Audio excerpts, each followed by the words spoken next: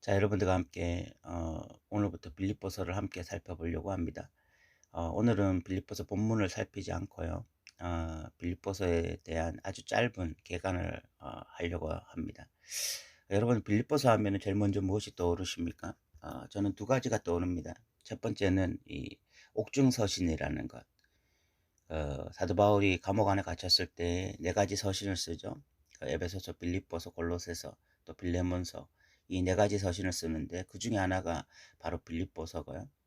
그래서 사도 바울이 감옥 안에서 서신을 썼는데 또 두 번째로 빌립보서 하면 떠오르는 것이 기쁨이라는 단어거든요. 사도 바울은 감옥 안에서 이 서신서를 쓰면서도 기뻐하고 기뻐한다라는 표현을 쓰고, 또 성도들을 향해서도 기뻐하라 이런 표현을 써요. 참 재미있죠. 지금 감옥 안에 있는 사람이고요. 사도 바울이 그냥 감옥 안에 갇혀 있는 것이 아니라 이 빌립보서를 보면은 언제 죽을지 모르는, 언제 사형 선고를 받고 죽을지 모르는 그런 어떤 사형수로서 지금 빌립보 감옥에 갇혀 있었습니다. 그런 상황에서 사도 바울이 제일 많이 쓰는 단어가 기쁨이라는 단어예요. 이런 것을 보면은 우리 이 현대 그리스도인들이 정말 깨달아야 될 것들이 너무 많다라는 생각이 들어요. 오늘날 이렇게 신앙생활을 자체를 유지하는 것이 힘든 그리스도인들이 많은 것 같습니다. 정말 믿음으로 살아가는 것은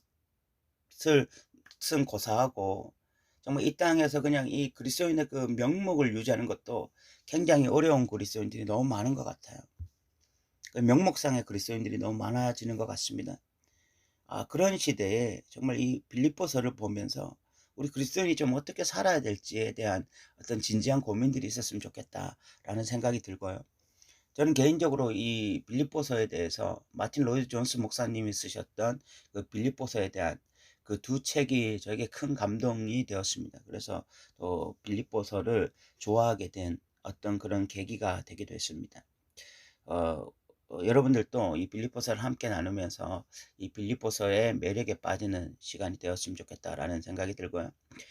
우리가 이 빌립보라는 이 도시를 좀 생각해 보면, 이 빌립보라는 도시는요, 경제적으로 잠재력이 대단한 도시였습니다. 이 평가이온이라는 산이 있었는데 그 산에 이 금과 은이 많이 묻혀 있었고, 그래서 그 금과 은이 많이 이렇게 발굴되면서 경제적으로 굉장히 부유한 도시로 갈 수 있는 그런 요소들이 많았고요. 그리고 또 교통의 요충지였습니다.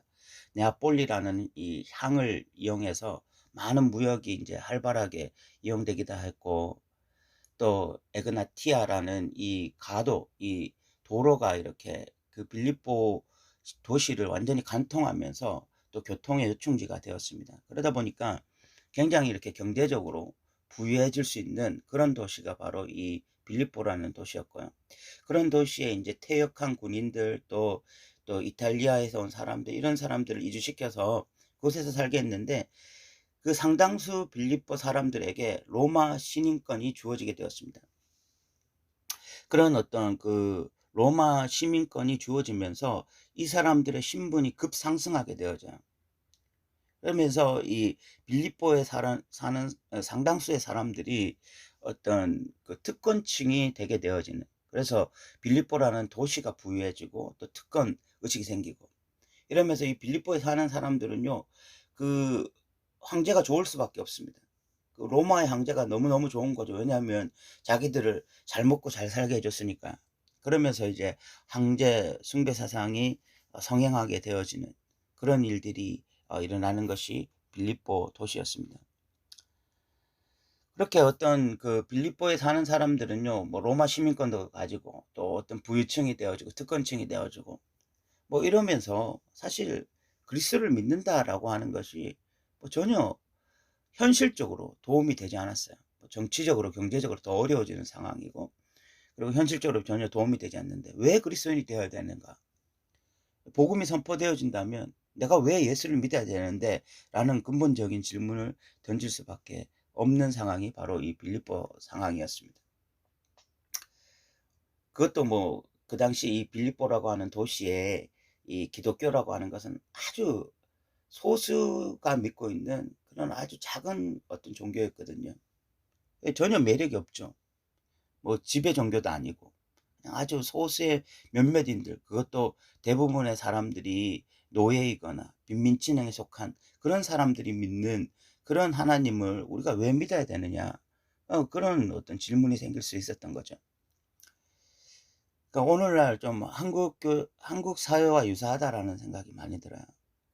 70년대부터 해서 뭐 50년대를 지나면서 어떤 그 90년대까지 그래도 어떤 이 만사 형통의 복음, 예수 믿으면 잘 될 것이다, 그런 복음이 막 선포되어지고, 그래서 뭐 60년대부터 해서 이 교회가 조금씩 급성장하다가 70년대부터 해서 이 90년대까지는 급성장을 이루지 않습니까? 이런 만사 형통의 복음으로 인해서.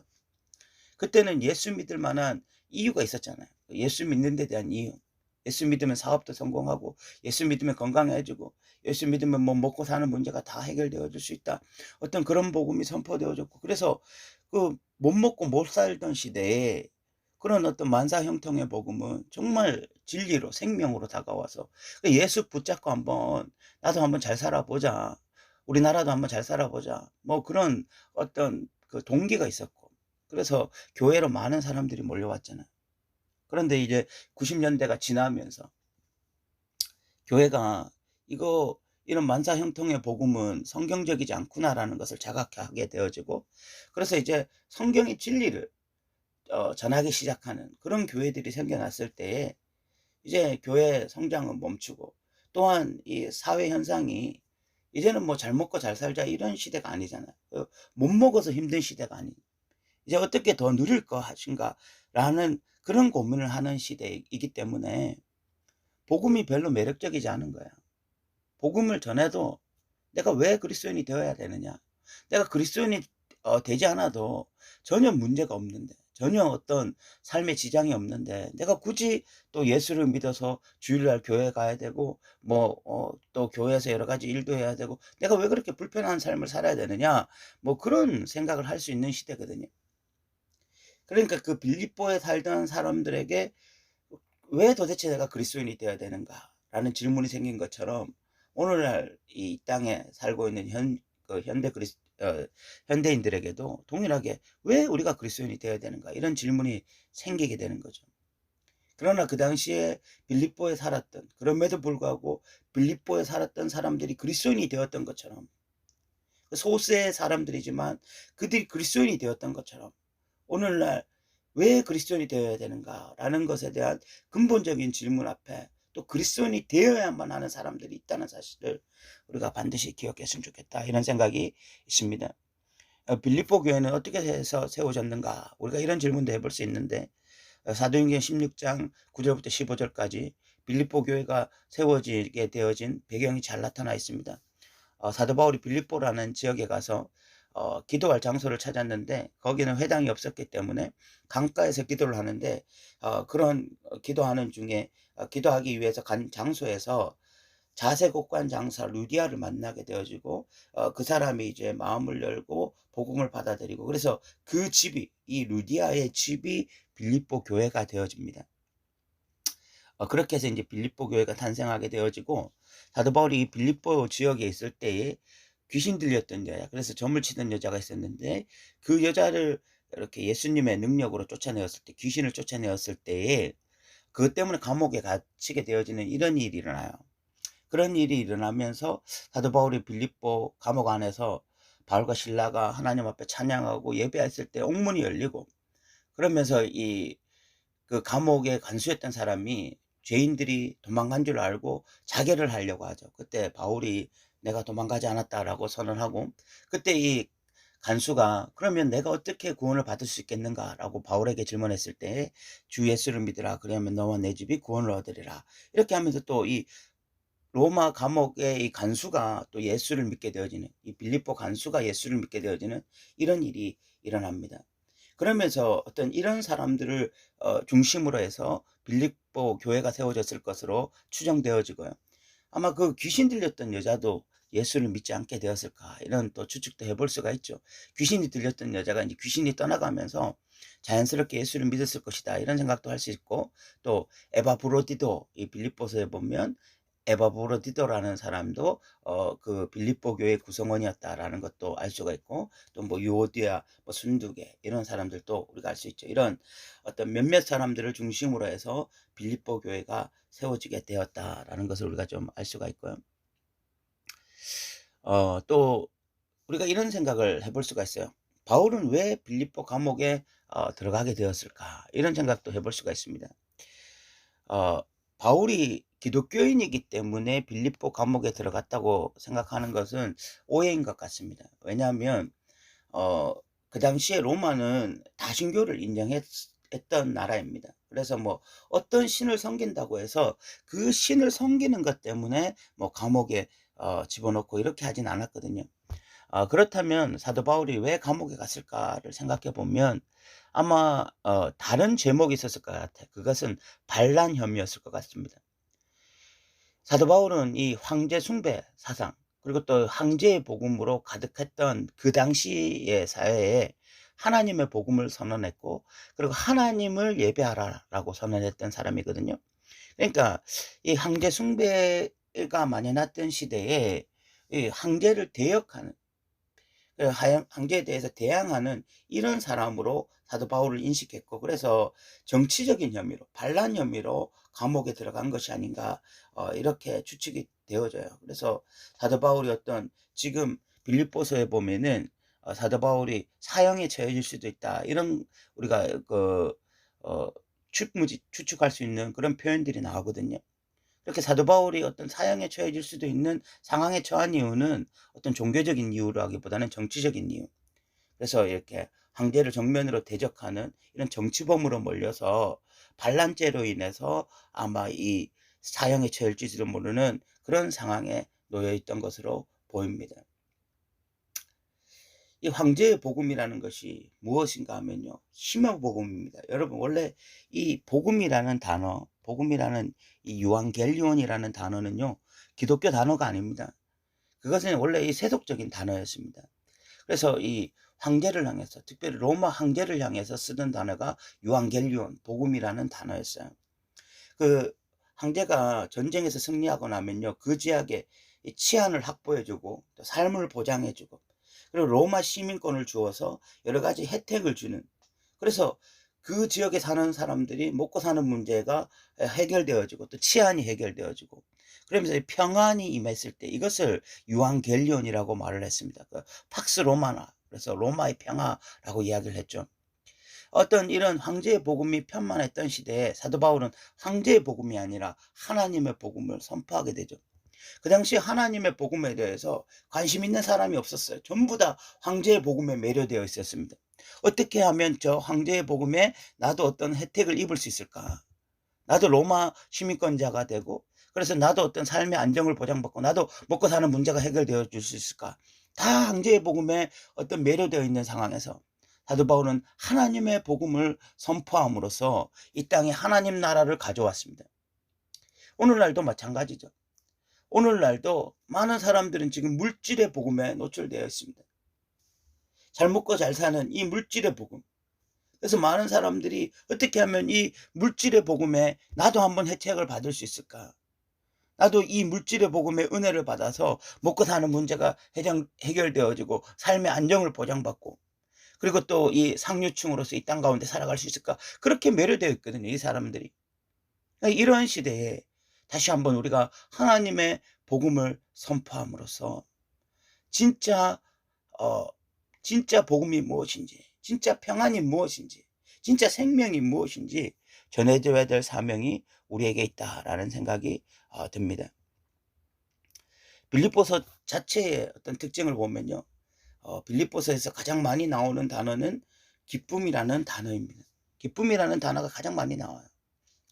그런데 참 아이러니한 것이 감옥 안에 있는 죄인, 죄수, 그리고 언제 죽을지도 모르는 사형수가 가장 많이 쓰고 있는 단어가 기쁨이라는 단어입니다. 내가 기뻐하고 또 기뻐한다, 이런 표현을 써요. 그런데 이 기쁨이라고 하는 것이요, 그냥 우리가 오해해서는 안 되는 것이 그냥 단순히 내적으로 평안한 이런 상태를 말하는 것이 아니에요. 그냥 정신줄 놓고 그냥 기뻐하고 있는 그런 상태를 말하는 것이 아닙니다. 그리스도인들 가운데 뭐 기쁨이라는 것을요, 그냥 막연한 기쁨. 어떤 상황에서도 뭐 감정이 배제되어지고 그냥 무조건적으로 기뻐하는 이런 기쁨을 생각하는데, 그렇게 오해하는 사람들이 많아요. 성경에서 말하는 기쁨이라는 것이 그런 것이라고 생각하는 경우가 많은데, 그러나 성경에서 말하는 기쁨은요, 그런 기쁨이 아닙니다. 지금 이 빌립보서에서 말하는 기쁨이라고 하는 것은요, 고난을 직시하는 기쁨입니다. 고난을 지금 직시하고 있어요, 사도 바울은. 지금 감옥 안에서 사느냐 죽느냐 이 문제에 빠져 있다는 걸 사도 바울은 너무나 잘 알고 있습니다. 그러나 그 고난을 직시하면서도 그 고난을 뛰어넘는 기쁨을 말씀하고 있는 것입니다. 그냥 어떤 종교적인 무아지경에 들어가서 그냥 정신줄을 놓고 그냥 뭐 마음이 기쁘다 이런 상태가 아니라, 가장 현실 그 한복판에서 내가 지금 처하고 있는 상황 가운데, 그 상황이 힘들고 어렵고 심지어 죽을지도 모르는 그 상황 가운데서도 그 고난을 정면으로 맞서서 그 고난을 뛰어넘어서 기쁨을 이야기하고 있는 것입니다. 그래서 우리가 빌립보서를 보면서 이 그리스도인들이 기쁨을 가져야 되는데, 이 기쁨이라고 하는 것은 그냥 현실을 외면한 기쁨, 그냥 어떤 종교적으로 어떤 그 신비한 세계 속으로 들어가서 그런 영적으로 그냥 기뻐하는 그런 기쁨이 아니라, 우리가 지금 처한 상황, 환경, 그 지금 중심에 그 자리에 굳게 서서 그 모든 것을 느끼면서도, 내가 처한 모든 그 현실적인 어려움을 느끼면서도 그 안에서 하나님이 주시는 기쁨으로 기뻐하는 이 기쁨을 우리도 빌립보서를 읽으면서 소유하게 되어지는 은혜가 있었으면 좋겠다라는 생각이 들고요. 빌립보서에서 또한 말하는 것은 기쁨과 연결된 것이 아이러니하게 고난이라는 것입니다. 참 이것이 아이러니인 거예요. 빌립보서에서 가장 많이 나오는 단어가 기쁨인데, 그 단어와 가장 많이 연결된 것이 고난이에요. 사도 바울은요, 이 감옥 안에서 육체적으로 정신적으로 많이 고난을 경험했을 것입니다. 그러나 사도 바울은 이야기합니다. 나는 기뻐하고 또 기뻐한다. 자신 안에 살고 있는 것이 그리스도이기 때문에 죽는 것도 유익하다, 사도 바울은 막 이런 식으로 표현합니다. 그러면서 사도 바울은 이 고난을 그리스도 안에서라는 독특한 관점으로 바라봅니다. 그냥 이 고난이라는 것이 뭐 고생이다, 그냥 뭐 인간으로 태어났기 때문에 고생하는 거다, 힘든 거다, 이런 식으로 생각하지 않고, 사도 바울은 자신이 지금 겪고 있는 것은 다 그리스도 안에 있기 때문에 겪는 고난이다라는 인식이 있었다는 거예요. 그래서 또 그것이 기쁨과 연결되어질 수 있었던 것입니다. 우리가 빌립보서를 보면서 저는 마지막으로 좀 이런 말씀을 드리고 싶어요. 우리가 그리스도인으로서 이 땅 가운데 기쁨을 가지고 살아야 되고, 또 자기 십자가를 지고 고난의 삶을 살아야 되는데, 이 두 가지가 긴밀하게 연결되어 있다는 것입니다. 참으로 특이하죠. 우리 현대 그리스도인들이 참 가지기 쉽지 않은 인식입니다. 우리에게 기쁨이라는 것은 고난이 없을 때 기뻐하는 것이거든요. 이것이 그냥 어떤 화려한 종교적인 언어가 아니라 정말 우리의 삶 가운데, 우리가 현실에 정말 직면했을 때, 여러분들이 정말 곰곰이 생각해 보면 고난이 없을 때 기쁠 것 같잖아요. 그게 정말 우리가 느끼는 느낌이잖아요. 우리가 뭐 화려하게 종교적으로 말을 할 때는 고난 가운데도 기뻐합니다라고 말을 할지 모르지만, 우리의 현실에 정말 우리가 처했을 때, 여러분 정말 고난 가운데 기뻐한다는 것이 정말 쉬운 일이 아니라는 것은 뭐 여러분도 알고 저도 압니다. 그런데 우리가 정말 성경으로 돌아가서 성경을 깊이 묵상하고, 그리고 정말 우리가 이 그리스도 안에서 고난을 경험하게 되어질 때, 그때는 정말 성경적으로 세상이 알 수도 없고 줄 수도 없는 기쁨을 우리가 소유하게 될 것입니다. 이게 정말 진리입니다. 그럼 우리가 이런 세계들을 경험하면서 이 땅 가운데 살아야 됩니다.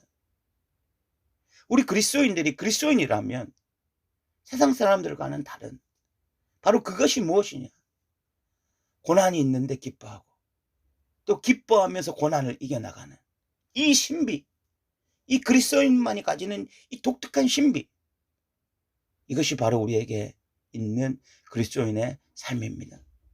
빌립보서를 보면서 이것이 더 강화되어지기를 원하고요. 또한 빌립보서에 있는 이 교회 공동체가 어떠한 모습이어야 되는가, 이것도 깊이 생각할 수 있는 시간들이 되기를 바랍니다. 오늘도 들어주셔서 감사합니다.